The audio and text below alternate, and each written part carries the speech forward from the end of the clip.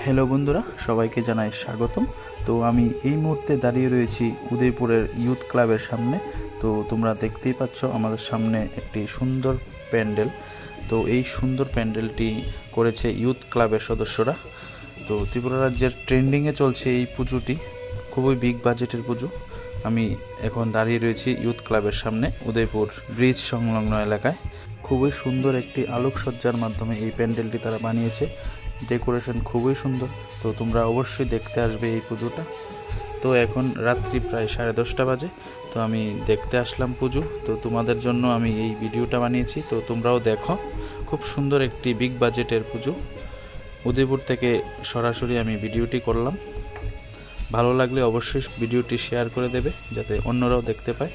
সম্পূর্ণ ভিডিওটা দেখতে থাকো। ধন্যবাদ।